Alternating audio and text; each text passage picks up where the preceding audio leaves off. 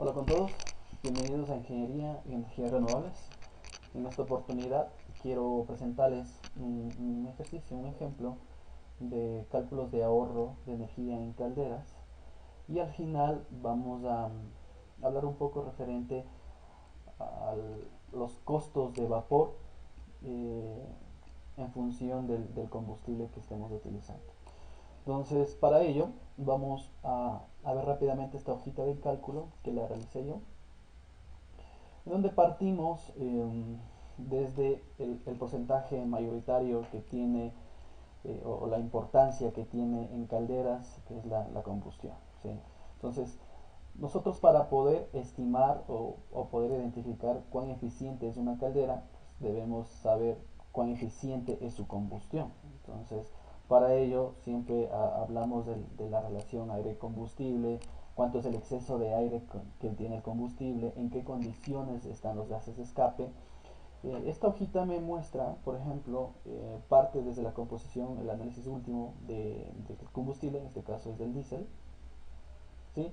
Donde en función de los porcentajes en peso, yo puedo armar mi balance estequiométrico, tanto el teórico, ¿sí? Y en función de los datos, pues puedo yo calcular cuál es la relación aire-combustible teórico que necesitaría mínimo para poder tener una combustión completa. Recuerda que cuando hablamos de combustión siempre la literatura habla de un exceso de aire mínimo disponible y requerido por diferente tipo de combustible. Eso para garantizar que se queme todo el carbono contenido o todos los componentes eh, que generan energía térmica o el proceso exotérmico dentro del combustible. Entonces, lo que quiero indicarles en esta hojita de cálculo es que, por ejemplo, en este caso de aquí, como pueden ver, se genera a más del CO2, CO, el SO2 que se obtiene por porcentaje de azufre que tenga el combustible. El O2, por ejemplo, el O2 directamente, si es que el combustible ya tiene un porcentaje de O2, lo podemos ya obtener. El H2O, esta de aquí es importante, en donde nosotros al, al generar la combustión lo mezclamos con aire. Y el aire básicamente está conformado por 23% en peso de oxígeno con 77% de nitrógeno y la humedad. ¿Sí? Recuerden que la humedad de alguna manera se varía en función de la ubicación que esté en mi caldero. Entonces, todos estos componentes me generan o me entregan a mí una entalpía de combustión que básicamente se busca de que me genere la mayor cantidad de CO2, ya que la entalpía de combustión de CO2 es la más elevada, o sea, se tiene mucha energía exotérmica disponible cuando se quema el carbono. ¿Ok? Entonces, ¿qué pasa si es que yo el ingreso aire con exceso de aire? ¿Sí? Como pueden ver aquí únicamente estoy considerando la relación estequiométrica.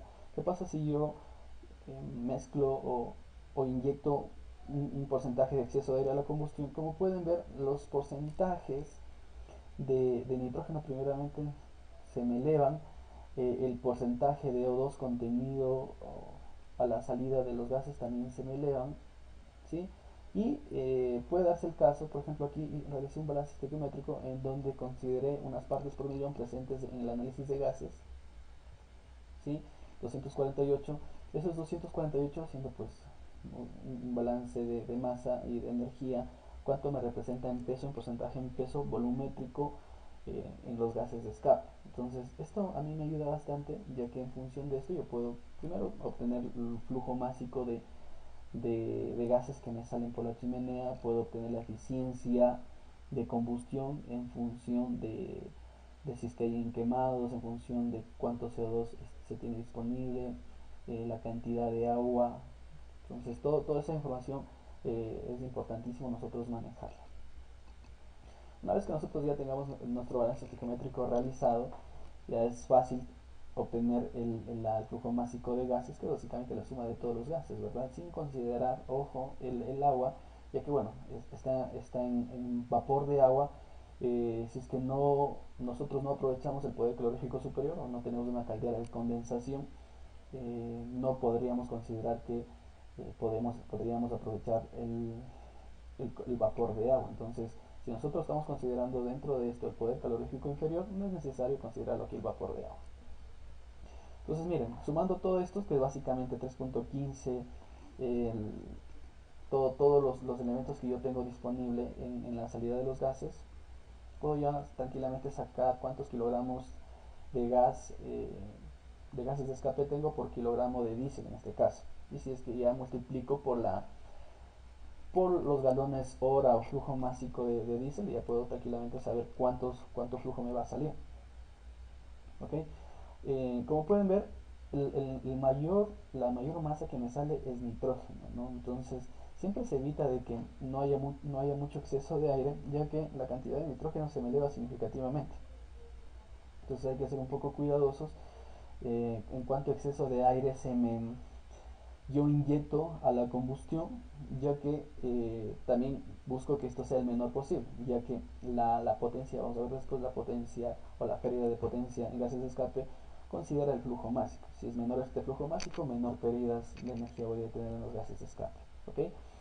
La otra variable importante a calcular es el calor específico que tiene esos gases de escape. Para ello, en función de la temperatura que tenga la chimenea, hay tablas que me dice cuál es el CP que tiene cada componente en función de la temperatura, y obviamente tengo que considerar el peso molecular de cada componente para poder llegar a calorías kilogramo Kelvin.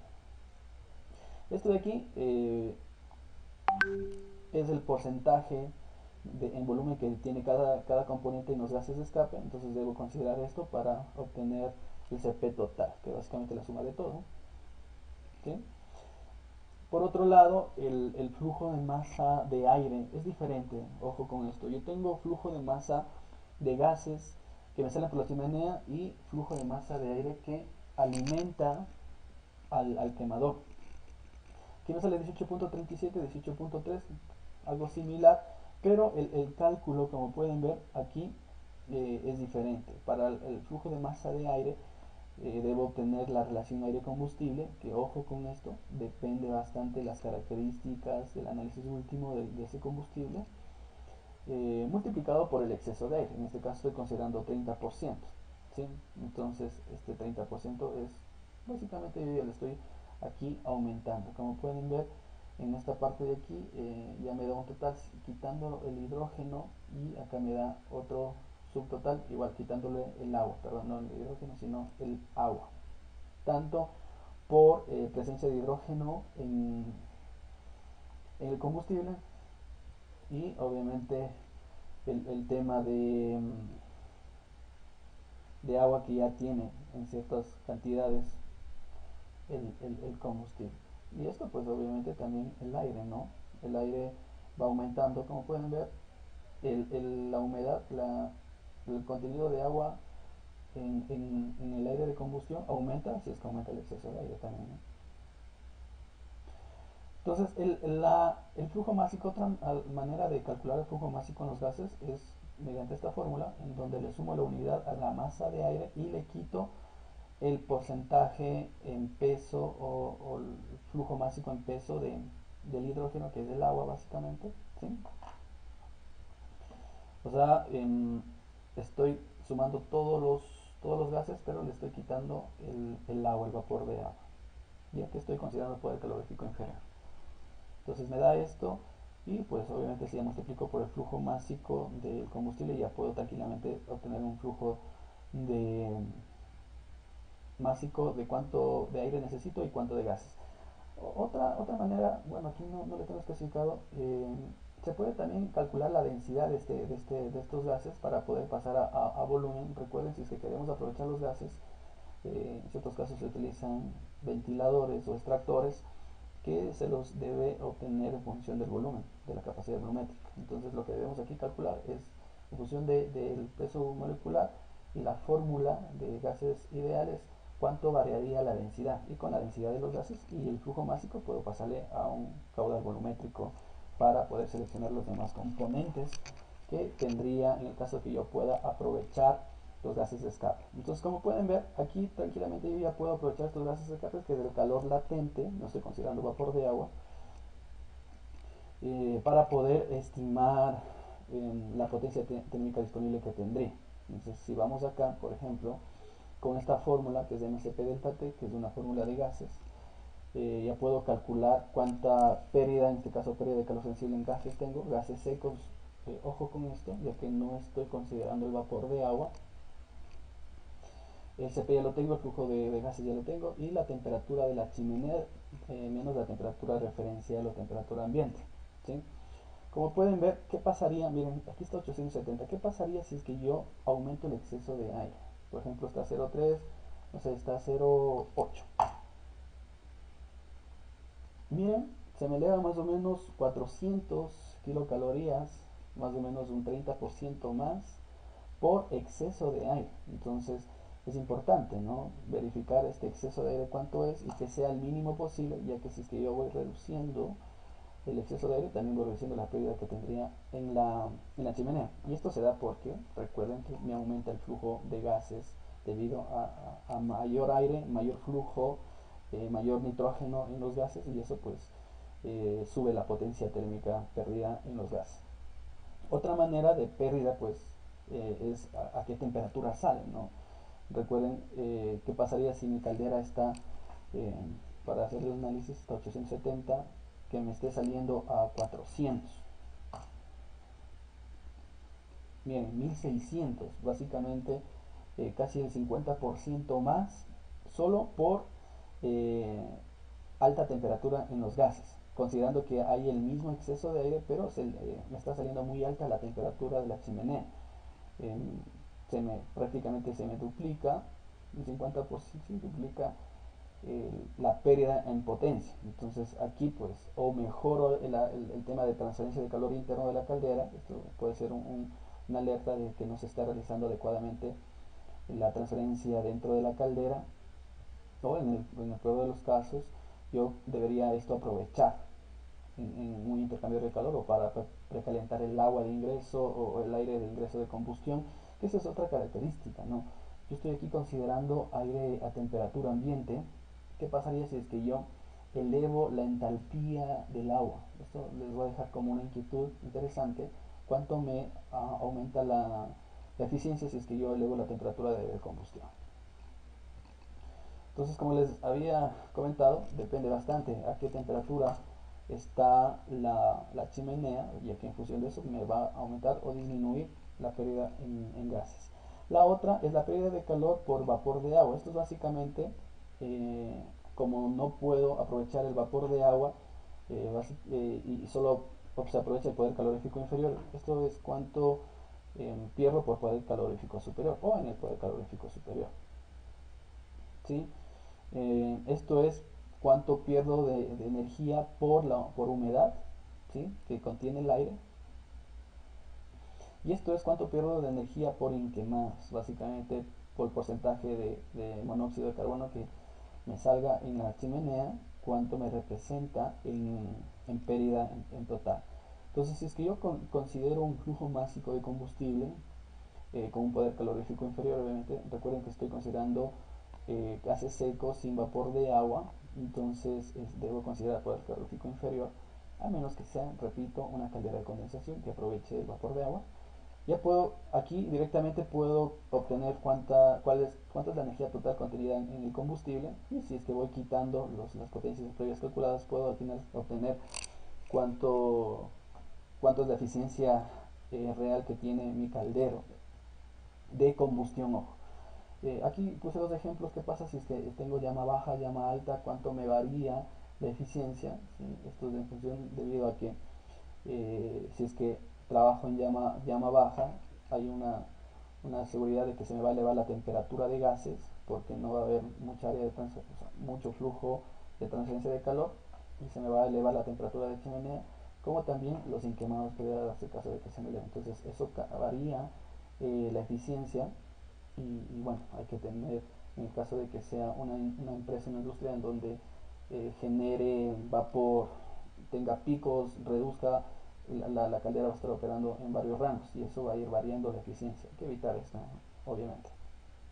Entonces, con esta fórmula de aquí, como pueden ver, en este caso de aquí, es importante saber cuál es la entalpía del vapor a la presión y temperatura que esté, ¿sí? Y aquí, a qué temperatura ingresa el agua, considerando que me está ingresando a 25 grados temperatura ambiente, cuál es la entalpía que yo debo elevar con el caldero. Entonces, con eso de ahí, pues calculo cuánto flujo de vapor puedo generar, ¿sí? Y si es que necesita mayor flujo de vapor, entonces a cuánto debería elevarse el consumo de combustible. Por otro lado, hay pérdidas en la caldera, pérdidas por radiación, convección, se puede calcular en función de la temperatura, en función del área del caldero, las dimensiones del caldero, cuánto es el Q, la pérdida por radiación y convección, y también por temas de purgas, ¿no? Aquí depende bastante la frecuencia de purgas que se le haga al caldero.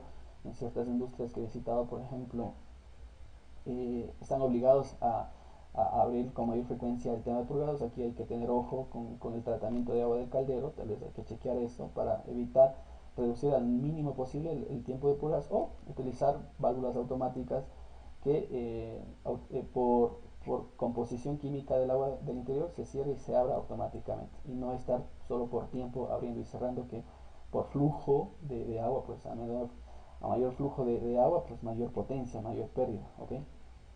Entonces, si ya considero las pérdidas de extras, ya puedo al final obtener la eficiencia de la caldera, que es básicamente la eficiencia de combustión que tengo aquí, 82, restado estas pequeñas pérdidas, ¿no? 81, que aquí estoy considerando que todo está ok. Entonces, como ya tengo la eficiencia de la caldera, ya puedo calcular el consumo de combustible real y esto podría comparar, obviamente, con el combustible que me presente la planilla del cliente y evaluar más o menos si es que mis rangos de eficiencia están adecuados o no. El tema de pérdidas en tubería de distribución, igual pérdidas térmicas, ¿verdad? En función del diámetro que tenga la tubería, cuánto perdería con aislamiento y sin aislamiento, y esto es importante saber. Cuánta tubería está sin aislamiento y con aislamiento y cuánto se perdería en calor, ya que este calor me generaría condensados básicamente. Y obviamente se trata de generar la menor cantidad de condensados, ¿sí? Ya que eso es ya calor sensible, directamente es un fluido que bueno, se podría transformar en vapor flash o directamente recuperar ese condensado. ¿Okay? Entonces se podría calcular tranquilamente el flujo de condensado que puedo generar en función de las pérdidas que yo tenga en la tubería.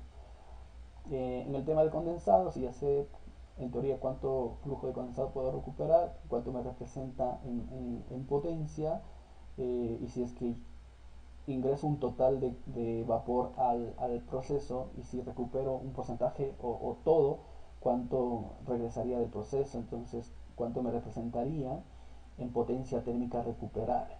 Esto es importantísimo porque algunas industrias no aprovechan, obviamente hay ciertos casos que se podría aprovechar el vapor, otros no, si es que no se mezcla con el proceso, si es que no se contamina el condensado del agua, es importante evaluar esto desde un enfoque energético. Y bueno, el objetivo es hacer un balance de energía y masa, ¿no? En función de cuánto flujo de combustible de masa aérea me ingresa, debe distribuirse adecuadamente tanto en balance como en energía en todo el proceso. Y una vez obtenido esto, ya es más fácil identificar en dónde estoy con baja eficiencia, en dónde estoy teniendo problemas, qué puedo hacer para mejorar, si es que puedo recuperar condensado. Tratar de ubicarle al sistema de generación de vapor en la máxima eficiencia posible, ¿no? Entonces, al final se busca de que todo cliente, toda industria mantenga un balance de masa de energía real de su proceso para que en función de las variables o el proceso propiamente, pues vaya eh, generando o implementando mejoras para que siempre estén a una alta eficiencia. El otro concepto rápidamente son costos de vapor. Bueno, la fórmula es conocida, que básicamente el costo del vapor directamente lo obtengo con las entalpías, el poder calorífico y la eficiencia de la caldera, que ya lo calculamos previamente, y el costo del combustible. Además, debo considerar el costo de los productos químicos, el costo de agua, energía eléctrica. Recuerden que los calderos tienen un ventilador, el sistema de bombeo, todos esos fuentes eléctricas que requieren para que el caldero esté en operación. Debo considerar aquí el costo de operación y mantenimiento, que debe ser focalizado, ¿no? Únicamente debo considerar las personas que están solamente operando la caldera, o si es el total un porcentaje del tiempo para sacar un promedio mensual. Entonces, como pueden ver aquí, hice un análisis con cuatro tipos de combustibles, diésel, búnker, GLP y biomasa, en donde los cuatro casos necesito que me entreguen la misma demanda. Básicamente a 8 bares 170 y el agua me ingresa 25 grados. Necesito 6.000 kilogramos hora de vapor y estoy considerando aquí las eficiencias en promedio que yo debería tener, considerando de que, claro, las eficiencias varían en función del tipo de combustible. Entonces, esto considerando un caldero de 400 bhp, me estaría cada combustible consumiendo esta cantidad de flujo másico en sus cantidades y poder calorífico, que obviamente varían en función del tipo de combustible. El de menor es el de biomasa, obviamente. Entonces, como pueden ver aquí, estos son los costos de generación de vapor. Para este caso, en diésel me costaría $84, 85 casi. El Bunker 74, GLP es el más caro, 98, y el más barato por el tema económico, que estoy considerando $130 el kilo, la tonelada. Estoy considerando, si no estoy mal, $2 el galón de diésel, 1.20 dólares el galón de Bunker, considerando costos extras del búnker de calentamiento y aditivos que se le ponen, y 0.8 kilogramos el GLP. Entonces me da estos valores y una relación interesante. Por ejemplo, esto me representaría en costos de vapor, ¿sí? ¿Qué pasaría si es que yo tengo 5% menos de eficiencia en el caldero? Entonces miren, si es que estuviera trabajando con diésel, ¿cuánto me representa al mes en búnker, en GLP, en donde mis calderas estén en estos rangos? ¿Sí? Entonces ahí la importancia, ¿no?, de que todo cliente tenga cuantificado exactamente qué eficiencia tiene su caldero, porque por porcentaje pequeño de pérdida de eficiencia, yo ya me representa básicamente una pérdida considerable, ¿sí?, de dólares al mes que estaría perdiendo. Y eso depende pues de la capacidad de la caldera, en la utilización de la caldera. Esto puede variar, ¿no? Estoy considerando yo todo el tiempo. Pero miren, o sea, la importancia, peor si es que estoy un 10% menos, en ciertos casos no saben cuál es su eficiencia de la caldera. Recuerden que el análisis de gases me da la eficiencia de combustión, considerando el área de transferencia de calor interno de caldera, pero los factores extras, porcentajes extras no me consideran, que es las purgas, pérdida por convección y radiación. Y además de que en ciertos casos tampoco consideran cuánto están perdiendo en tubería, ¿no?, en generación de condensado, y ese condensado que se está yendo a veces por el caño. Entonces, es importante esto, ¿verdad? Y les invito a que cuantifiquen la eficiencia de su caldero y bueno, eviten reducir al máximo posible esta pérdida de eficiencia y lo mantengan en el máximo posible para que reduzcan la pérdida de plata por generación de vapor. Muy bien, bueno, esto era básicamente lo que les quería explicar en esta oportunidad desde el enfoque térmico. No se olviden de seguirme en mis redes sociales como Ingeniería en Energías Renovables. Y bueno, cualquier información extra estoy a las órdenes y gracias por su atención. Hasta una próxima oportunidad.